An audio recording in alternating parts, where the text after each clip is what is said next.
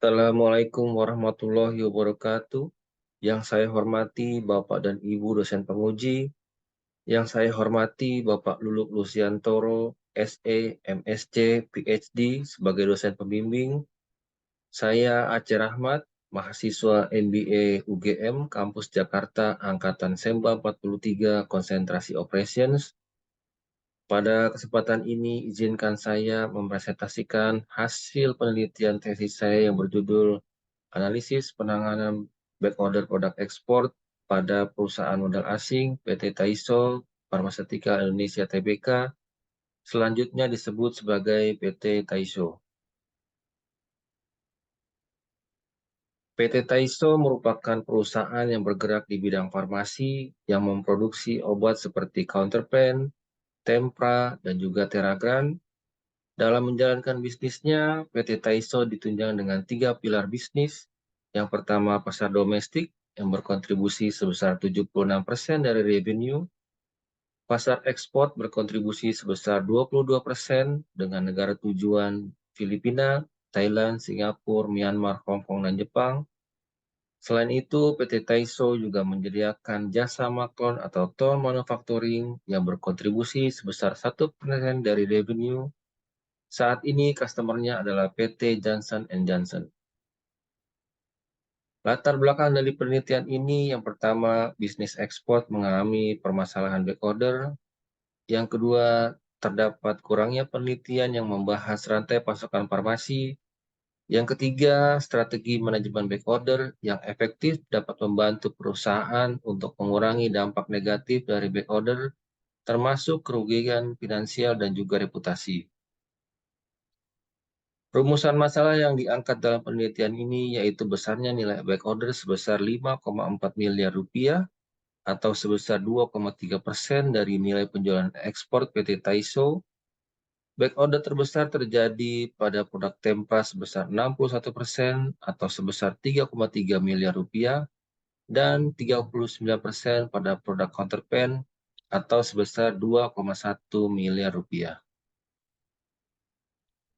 Pertanyaan penelitian yang pertama, apa saja faktor yang mempengaruhi terjadinya backorder pada produk ekspor PT Taiso? Yang kedua, apa saja tindakan pencegahan yang dapat dilakukan untuk memitigasi backorder pada aktivitas ekspor PT Taiso? Tujuan penelitian ini yang pertama untuk menganalisis faktor-faktor yang mempengaruhi terjadinya backorder pada produk ekspor PT Taiso. Yang kedua, untuk merumuskan rekomendasi strategi manajemen backorder yang efektif bagi perusahaan guna memitigasi terjadinya backorder pada produk ekspor dan meningkatkan efektivitas manajemen persediaan. Manfaat penelitian bagi penulis dapat memperoleh pengetahuan mendalam tentang masalah backorder dan faktor-faktor yang mempengaruhinya di industri farmasi. Bagi perusahaan, hasil penelitian dapat membantu perusahaan dalam mengembangkan solusi yang lebih baik untuk mengatasi masalah backorder dan meningkatkan efisiensi rantai pasok dalam rangka meningkatkan penjualan. Bagi pihak lain, penelitian ini dapat berkontribusi dalam pengembangan industri farmasi di Indonesia dan juga di pasar global. Lingkup penelitian, pelanggan perusahaan afiliasi di negara Filipina, Thailand, Malaysia, Singapura, dan Hong Kong. Produk yang diteliti adalah Counterpan dan Tempra, lokasi pabrik di Jalan Raya Bogor, Depok, Jawa Barat. Periode data ERP yang diteliti mulai dari Februari tahun 2022 sampai dengan bulan Desember tahun 2022. Tinjauan pustaka yang pertama yaitu backorder, dikutip dari Fisher dan Rahman di tahun 2015.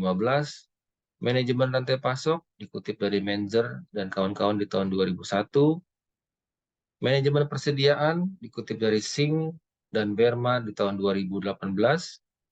Peramalan permintaan atau demand forecasting, dikutip dari Kotter dan Armstrong di tahun 2017.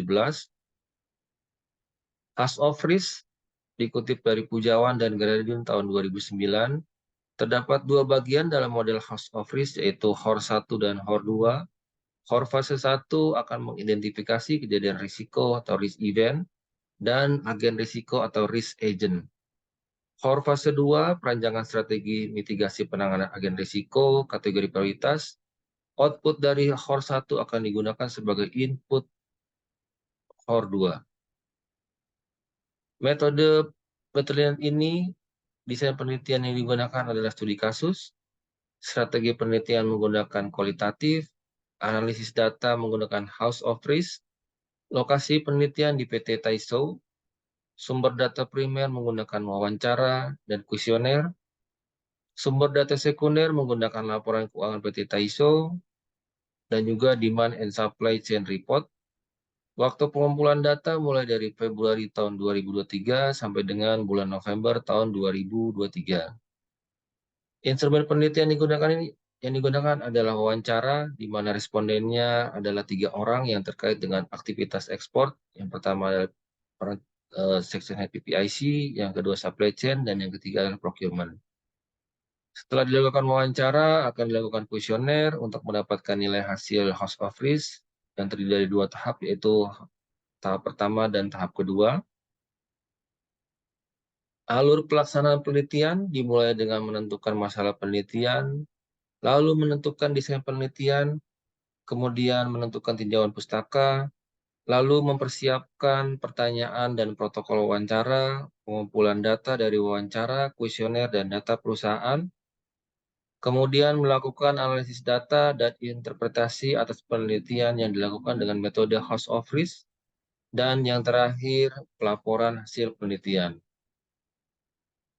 Analisis House of Risk 1 terdiri dari 6 langkah proses, dan analisis House of Risk 2 terdiri dari 7 langkah proses.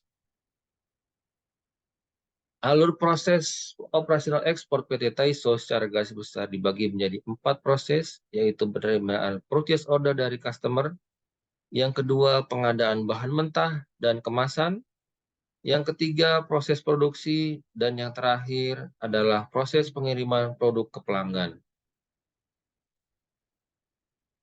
Setelah dilakukan wawancara dengan pelaku kunci ekspor, teridentifikasi 25 kejadian risiko dan 4 kategori risiko, yaitu risiko permintaan, risiko proses, risiko pengendalian, dan risiko pasok. Selain 25 kejadian risiko, dalam wawancara juga teridentifikasi 20 risiko backorder.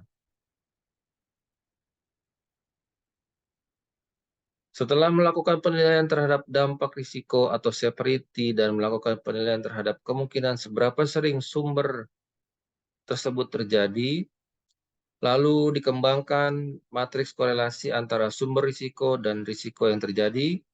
Nilai data tersebut adalah nilai rata-rata jawaban responden. Korelasi tersebut kemudian diberikan nilai 0, berarti tidak ada korelasi. Nilai 1 berarti korelasinya rendah. Nilai 3 berarti korelasinya sedang. Dan nilai 9 berarti korelasinya tinggi. Dalam diagram Pareto, ARP sumber risiko mengurutkan sumber risiko berdasarkan nilai ARP dari nilai yang paling besar hingga yang paling kecil.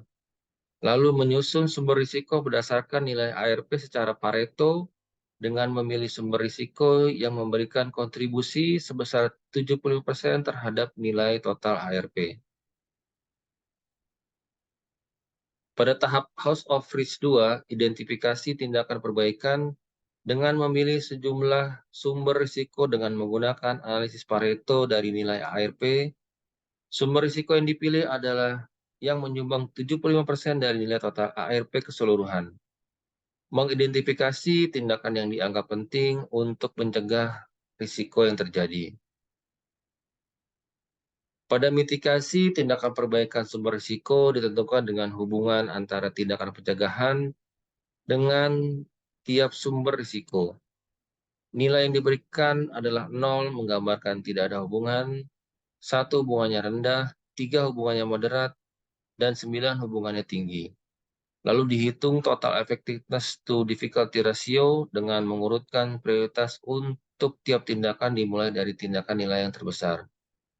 Lalu mitigasi tindakan perbaikan yang menjadi prioritas dengan mengaitkan dengan penelitian sebelumnya Yang pertama yaitu mengadakan rapat harian atau mingguan untuk mengelola demand and supply. Yang berikutnya meningkatkan komunikasi dan komitmen secara efektif dengan pelanggan terkait permintaan, melakukan evaluasi terhadap tingkat level stok, dan yang terakhir yaitu implementasi forecast sistem ERP menggunakan teknologi analisis data untuk memprediksi fluktuasi permintaan. Simpulan dari penelitian ini dikaitkan dengan pertanyaan penelitian. Yang pertama, apa saja faktor yang mempengaruhi terjadinya backorder pada produk ekspor PT Taiso? Dari 25 kejadian risiko operasional yang teridentifikasi, 9 sumber risiko kritis berpotensi mempengaruhi terjadinya backorder pada produk ekspor. Perusahaan berhasil diidentifikasi melalui House of Risk level 1 dan analisis Pareto.